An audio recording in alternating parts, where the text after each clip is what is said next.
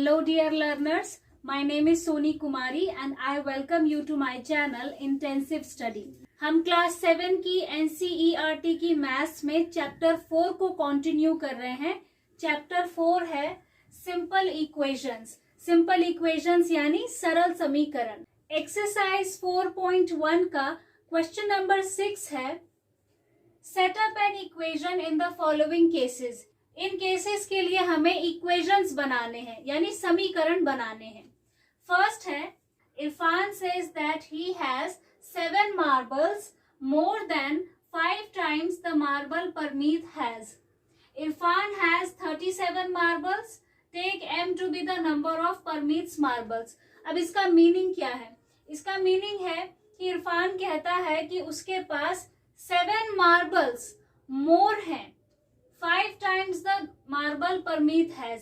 यानी परमीत के पास जितने मार्बल हैं पहले तो उसका 5 टाइम्स करो, फिर उससे भी 7 ज्यादा उसमें ऐड करो, उतने मार्बल्स मेरे पास हैं। ये कह रहा है इरफान।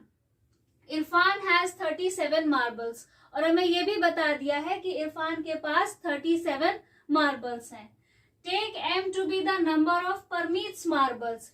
आप परमीत के मार्बल को m करके फाइंड करो। m उसकी जगह आप ले सकते हैं। तो इसके लिए इस क्वेश्चन में जहां पर आपको लेट करने के लिए कुछ कहा जाए, कुछ मानने के लिए कहा जाए, जैसे हमें इस क्वेश्चन में परमीत के मार्बल को टेक करने के लिए कहा जा रहा है कि उसको आप m मान के सॉल्व करो, तो हम अपना क्वेश्चन यहीं से स्टार्ट करेंगे। ये इसका सॉल्यूशन है। Let the number of marbles Parmeet has.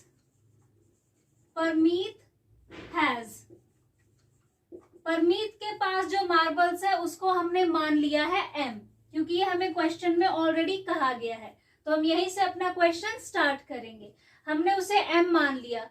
तो अब इरफान के मार्बल्स कितने हैं? Number of marbles Irfan has is equal to, Irfan के पास कितने मार्बल्स हैं? तो इसके लिए हमें यहाँ पर स्टेटमेंट दी हुई है।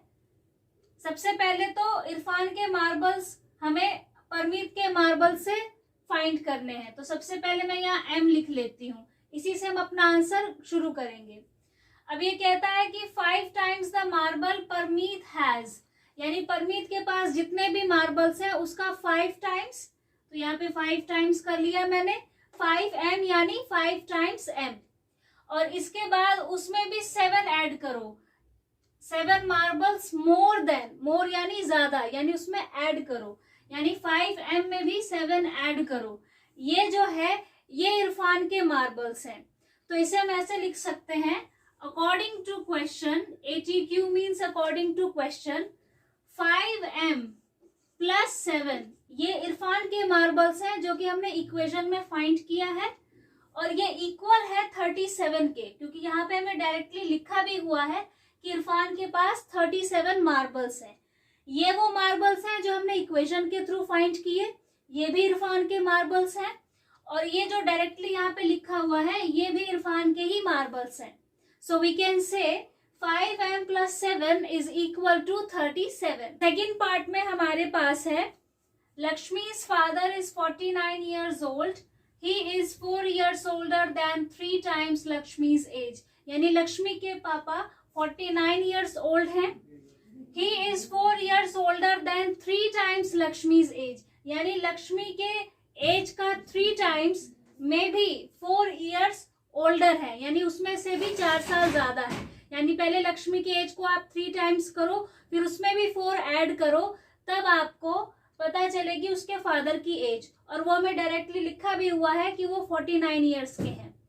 Take Lakshmi's age to be y years. Lakshmi के एज को आप y ईयर्स करके लेट कीजिए, यानी इस तरीके से आप मान के क्वेश्चन सॉल्व कीजिए। तो हम अपना क्वेश्चन यहीं से स्टार्ट करेंगे। Solution is let Lakshmi's age is equal to y years. माना कि लक्ष्मी की एज y ईयर्स है। हर फादर्स एज उसके पिता की एज कितनी है, ये आप यहाँ स्टेटमेंट से लिखेंगे। सबसे पहले 3 टाइम्स लक्ष्मीज एज, लक्ष्मी की एज से ही हमें उसके फादर की एज फाइंड करनी है इक्वेशन में। तो आपको y तो लिखना ही है। 3 टाइम्स लक्ष्मीज एज, लक्ष्मी की एज का 3 टाइम्स, लक्ष्मी की एज को हमने क्या माना है y, तो 3 टाइम्स y, 3 टाइम्स y, और उसमें भी ही इज 4 years older, उसमें भी 4 ईयर ऐड करना है। 4 years older than 3 times Lakshmi's age, यानी लक्ष्मी की एज को अगर आपने y माना है तो पहले उसे 3 टाइम्स करो यानी 3y करो, फिर उसमें भी 4 ऐड करो यानी +4, तो ये एज है उसके फादर की। So according to question, ATQ means according to question, we can say 3y + 4 is equal to 49। ये जो हमने इक्वेशन के थ्रू फाइंड किया है ये उसके फादर की एज है 3y + 4, और इसका आंसर क्या है 49, ये भी तो उसके फादर की एज है। तो हम कह सकते हैं कि 3y + 4 बराबर है 49 के। In the third part we have the teacher tells the class that the highest marks obtained by a student in her class is twice the lowest marks +7. The highest score is 87. Take the lowest score to be L. इस question में हमसे कहा गया है कि एक teacher है, वो कहती है हाईएस्ट मार्क्स जो उसकी क्लास के एक स्टूडेंट ने ऑब्टेन किया है in her class is twice the lowest marks +7, वो सबसे लोवेस्ट मार्क्स के ट्वाइस का भी 7+ है, ये हाईएस्ट मार्क्स है। और हाईएस्ट मार्क्स यहाँ पर दिया भी हुआ है 87, यानी उस क्लास में जो बच्चा सबसे ज्यादा अंक लेके आया उसके अंक थे 87।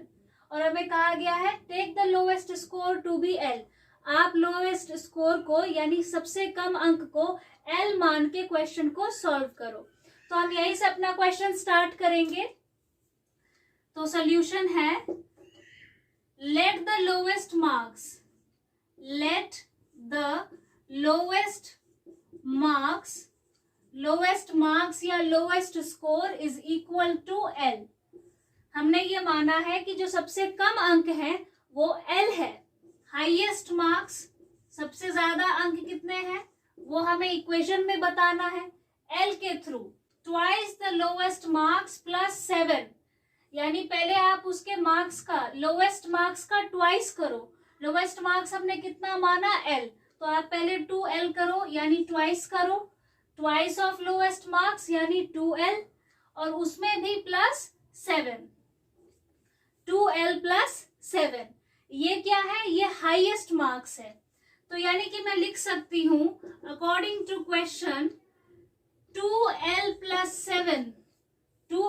7 इज इक्वल टू 87, क्योंकि जो हमने अभी इक्वेशन के थ्रू फाइंड किया है वही तो हमें यहाँ स्टेटमेंट में दिया है, हाईएस्ट मार्क्स ही 87 है। सो वी कैन से 2L + 7 इज इक्वल टू 87। इस क्वेश्चन में हमें कहा गया है कि एक आइसोसेलेस ट्राइंगल है। आइसोसेलेस ट्राइंगल होता है ये जिसके 2 साइड्स इक्वल होते हैं, 2 साइड्स इक्वल होते हैं ABC। अगर AB 4 सेंटीमीटर है तो AC भी 4 सेंटीमीटर ही होगा। ये होता है आइसोसेलेस ट्राइंगल जिसके 2 साइड्स इक्वल होते हैं। इसे हम हिंदी में कहते हैं समद्विबाहु त्रिभुज, जिसके 2 साइड्स इक्वल होते हैं और इसके 2 एंगल्स भी इक्वल होते हैं।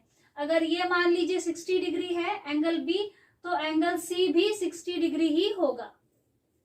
अब हमें इस क्वेश्चन में कहा गया है कि एक आइसोसेलेस ट्राइंगल में द वर्टेक्स एंगल क्या होता है, ये वाला एंगल, एंगल A। तो वर्टेक्स एंगल जो है वो ट्वाइस है, ट्वाइस ईदर बेस एंगल। ये जो बेस एंगल्स हैं, बेस एंगल क्या है, जो बेस पे बने हैं, यानी एंगल B और एंगल C, इन एंगल का ट्वाइस है। Let the base angle be in degrees, आप ये बेस एंगल्स को B मान के सॉल्व कीजिए, B इन डिग्रीज, ठीक है, यानी ये एंगल्स जो हैं इनको आप B मानो। सो इसको हम ऐसे लिख सकते हैं let each base angle is equal to B। ये दोनों जो बेस एंगल्स हैं, एंगल B और एंगल C, ये दोनों ही B हैं। तो वर्टेक्स एंगल क्या है?